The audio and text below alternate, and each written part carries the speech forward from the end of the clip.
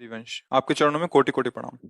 महाराज जी, हम नियमों का पालन करते हुए गृहस्थी में हैं, पर कर्म बंधन वश पति का कहीं और संबंध है। इसलिए जप में प्रयास करते हुए भी बहुत बाधाएं आती हैं। कृपया मार्गदर्शन करें, जप को कैसे बढ़ाऊं और मैं इस स्थिति में कैसे आगे बढ़ूं। हाँ, समस्या तो है। और ये समस्या अज्ञान के कारण बहुत बढ़ रही समाज में हमारे। क्योंकि ये जो बॉयफ्रेंड गर्लफ्रेंड का रिवाज चल रहा है ना, हाँ, ये समस्या ही समस्या है। बच्चों को नजर नहीं आ रही ये बात। मान लो ये तो कामाशक्ति के कारण आगे बढ़ती है, लेकिन आज हमारे संस्कार ही यही डाले जा रहे हैं। जिसे आप समस्या कर, वही संस्कार डाले जा रहे हैं। आप बोलो, एक लड़का कई बच्चियों से, एक बच्ची कई बच्चों से, क्या जीवन उनका होगा? क्या जीवन होगा? उनको तो पता नहीं कि इसका परिणाम क्या होता है, बेविचार का परिणाम क्या होता है। उनको पता नहीं। बच्चे खिलवाड़, वैसे ही इंद्रियां विषयों की तरफ आकर्षित होती है और छूट मिल गई। एक वर्ष हम जैसे बच्चे मिलते हैं, तभी हमारे तो समय में था ही नहीं, ना मोबाइल था और ना ये रिवाज थी। पवित्रता, धर्म, मर्यादा, ऐसा नहीं। हम भारतवासी, हम कोई विदेशी नहीं है। हम भारतवासी हैं, जहां धर्म की प्रधानता होती है। अब सोचो, वो बच्चा 10, 12, 15 वर्ष की अवस्था में ही बेविचार दोष से युक्त हो गया। उसके मित्र से होता है, तुम्हारा क्या बॉयफ्रेंड है? बोले उससे ब्रेकअप हो गया है, उससे अब हो। ये क्या, इसे क्या कहते हैं? बेविचार। इसका स्वरूप क्या आता है? वो लड़का कितनी गर्लफ्रेंड के है। एक लड़का मिला जो परमार्थ संबंधी प्रश्न किया, फिर उसके ब्रह्मचर्य पर दृष्टि गई तो उसने कहा 9 गर्लफ्रेंड है। 9 जगह वे विचार कर रहे हो और बात अध्यात्म की तुम कर रहे हो। आप बताओ क्या संस्कार होंगे, क्या संस्कार होंगे? अब जब उन बच्चों और बच्चियों का ब्याह होगा तो पातिव्रत धर्म से रहेंगे।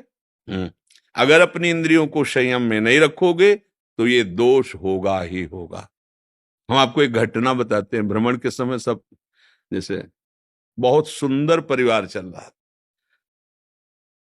एक बच्ची थी, 2, 3 वर्ष की, बच्चा होगा 5, 7 वर्ष का। बहुत सुंदर, मतलब सुशील परिवार। अब विष आ रहा है उनके घर में। पहले का बॉयफ्रेंड पत्नी का, अभी तक तो प्रवेश, अब आया। दोनों मिले, क्योंकि पूर्व प्रेम था। तो कहा पति ड्यूटी में गए, वो आते होंगे। बोले आप कह देना हमारे कजन है। और हम भी कह देंगे कि हाँ, हमारी आवश्यकता है इस शहर में, तो कहो तो हम किराए में रह लें, आपको किराया दे दें, या कुछ दिनों के लिए आप। ऐसा ही नाटक किया। वो सीधा आदमी जब पत्नी कह रही कि हमारे परिवार के हैं, हमारे भाई लगते हैं, बच्चे उनको मामा कह रहे हैं, वो झुक के पैर छू रहा कि आप हमारे बानो ही हो। लगता है यार कि क्या है, अगर महीना 15 दिन के बाद से आप रह लीजिए, किसी कार्य का वो बहाना बना के। ठीक। वो अर्थ ऐसा का मतलब था, एक नौकर रखता था भोजन बनाने के लिए, पत्नी को असुविधा न हो इसलिए भोजन सब। पत्नी ने हल्का जहर उससे कहा, तुम किसी काम में उसको लगा दो, हल्का जहर भोजन में डाला। तो बच्चे बेहोश हो गए और वो बनाने वाला बूढ़ा बेहोश हो गया, और वो ड्यूटी जाता था। दोनों बच्चों को उठाया और थोड़ा ऊंचा एक पर्वत जैसा था, उससे जाके पटक दिया। दोनों बच्चे मर गए। इसके बाद लौट के आई, रिपोर्ट लिखाई कि मेरे बच्चे को ये जो मेरा काम करने वाला आदमी है, ये गायब कर दिया। अब उसको जब चेतना दिलाई गई तो उसका कहा बच्चे कहाँ हैं? बहुत पिटाई। अब वो तो उसने कहा साहब मुझे ये पता नहीं कि बच्चे कहाँ गए, पर ये पता है कि आज मुझे भोजन बनाने की सेवा जो थी वो नहीं दी गई और भोजन पवाया गया। इसके बाद मुझे कुछ पता। तब उनके दिमाग में ये बात दौड़ी कि कुछ तो गड़बड़ है। तो उन्होंने कहा कि हम तुम्हें तब तक नहीं छोड़ेंगे, नौकर से कहा, जब तक हमें पक्का तुम्हारी सफाई की बात नहीं। तो उनका साहब, हमें लगता है कि हमारे साहब को भी कुछ न कुछ खतरा हो जाएगा अगर आप सावधान नहीं रहेंगे। मुझे ऐसा लगता है कि मेरी मालकिन कुछ गड़बड़ कर रहे हैं। चाहे जितना मार डालो, हम आपको सच्ची बताते हैं ना, मुझे बच्चों का पता है और मैं कैसे बेहोश हुआ ये मुझे पता नहीं, पर भोजन मुझे आज पवाया गया है। तो वहां लगा, हाँ। तो बोले तुम चलो, हम तो हमारी दृष्टि में रहोगे, हम पीछे पीछे शादी वर्दी में चलेंगे, तुम घर जाओ और फिर हमें बताओ क्या है। तो वहां जाके देखा कि कुर्सी में साहब बंधे थे, जो पति थे। बस थोड़ी अगर विलंब हो जाती तो उनका भी गला घोट के मार दिया जाता। वो केवल इस बात से रो रहा था कि हमने तुम्हारे साथ क्या गलती की, तुम्हें बराबर प्यार दिया, सब सेवाएं दी, और आप हमारे साथ। बचपन से गलत संस्कार है, अपनी ममता का गला घोंट दिया एक वासना की पूर्ति के लिए। चाहे पति हो भाई, चाहे पत्नी हो, ये जो हम चिल्लाते रहते हैं कि ये गर्ल फ्रेंड हो, बॉय फ्रेंड हो, ये कौन सा रिलेशन, ये जो चले ना नए सभी पद्धतियां, तुम्हारा सर्वनाश कर देंगी। तुम्हें लगता है कि हमारा मनोरंजन हो रहा है, नहीं। बहुत जीवन जो तुम्हें मिला है, अमोघ पुराने जनों के आचरणों को देखो, पवित्र कैसे माताएं बहनें पवित्र, कितनी निष्ठा, कितना भाव। आज हम लोग समझते नहीं, पत्नी चाहे जितना प्राण समर्पित कर दे, हमारा दिमाग खराब है बाहर के लिए। पति चाहे जितना दुनिया की सामग्री लाके सजा दे, नहीं। तो ये सुधार नहीं होगा, ये सुधार नहीं होने वाला, पक्का लिख लो। व्यभिचार दोष से युक्त जिसकी इंद्रियां हो गई, ये किसी तंत्र मंत्र से सुधरने वाली नहीं है। अगर आप चाहो तो सुधर सकते हो, पर अब बिगड़ैल मन है, 10 दिन सुधरोगे, 15 दिन, फिर 20वें दिन वही करोगे। इसीलिए तो गुरुकुलों में भेजे जाते थे बच्चे, माताएं बहनों को बहुत सावधानी से पढ़ो लिखो, लेकिन पवित्र आचरण, हर चीज की जानकारी माता पिता रखते थे। अब किसी दूसरे कुसंग की जरूरत नहीं, मोबाइल काफी है, छोटे छोटे बच्चे इधर उधर। अब इस प्रश्न का समाधान केवल ये कि आप अपने को सुधार लो। हमारी राय में अगर वो पति बन करके आए हैं, वो अपना बुरा आचरण करें, वो भोगेंगे। आपका जो कर्तव्य, आप अपने कर्तव्य का पालन करते हुए भजन करते रहो, तो तुम्हारा मंगल हो जाएगी। पर ये बात समझ में नहीं आएगी, लेकिन हमारे पास जो शिक्षा है वो कल्याण के लिए है। नहीं तो ये थोड़ी कि पति व्यभिचारी तो तलाक दे दीजिए। हमारा तो जो सिद्धांत है कि धैर्य पूर्वक चलो, अपनी इंद्रियों पर शासन करो, अपने संबंधियों का भी मंगल हो, भगवान से प्रार्थना करो कि भगवान हमारे पति की बुद्धि शुद्ध कर दो। कई बार हम कहा है कि हमें शराबी से नफरत नहीं करना, शराब छुड़वा दो, वो बढ़िया आदमी हो जाएगा। अगर पति ये बेविचार प्रवृत्ति छोड़ दे तो बढ़िया आदमी हो जाएगा।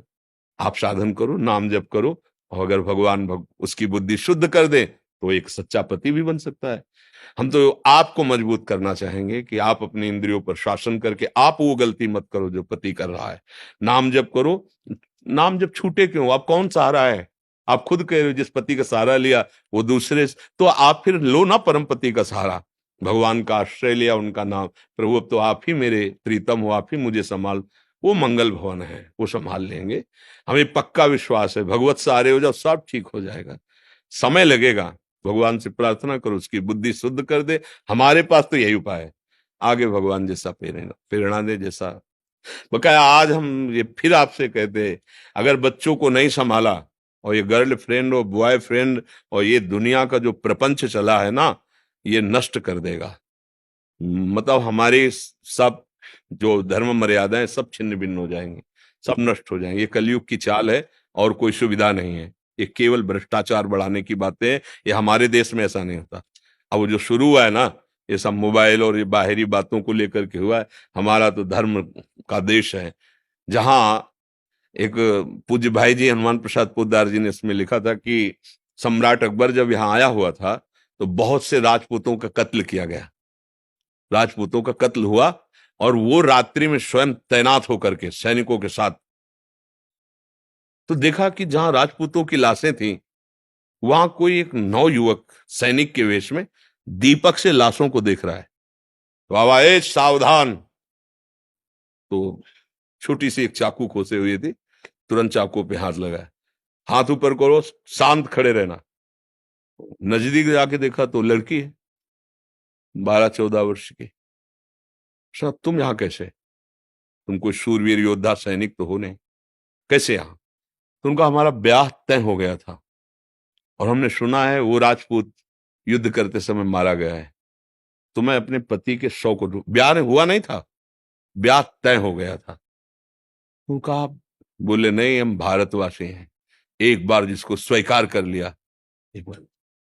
ये निष्ठा कहीं विदेशों में थोड़ी है, ये तो हमारी भारतीय निष्ठा है।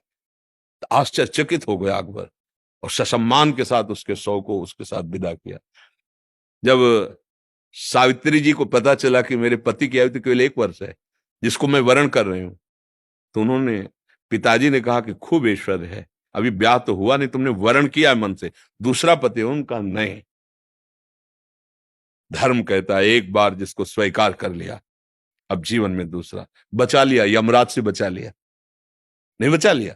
तो मुझे लगता है कि यदि हम पवित्रता से चले सब तो ठीक हो सकता है। ये हमारे बच्चों में जो संस्कार पैदा हो रहे हैं, भय लगता है, भय लगता है। तुम इसे मनोरंजन समझ रहे हो? जीवन के नाश को मनोरंजन समझ रहे हो? मदिरा पीना, छोटे छोटी अवस्था के बच्चे बेविचार, ये मनोरंजन है? ये अवस्था मनोरंजन की है? नाश। क्या मन की दशा होगी, क्या बुद्धि की दशा होगी, क्या तुम्हारा एक पति के प्रति प्रेम होगा, क्या तुम्हारा एक पत्नी के प्रति प्रेम होगा, क्या तुम्हारा एक घर बचे। सोचो, तुम्हारा अलग विचार, पत्नी का अलग विचार, तुम्हारा अलग मित्र, उसका अलग मित्र, एक ही घर में रहना, कैसे जियोगे? कैसे तुम्हें शांति रहेगी? कैसे तुम्हारा हृदय आनंदित रहेगा? तो भाई अब ये बातें कहा जाता है कि तो बाबा जी हैं, इनको क्या पता, ये तो अपने शास्त्रों की गाते हैं।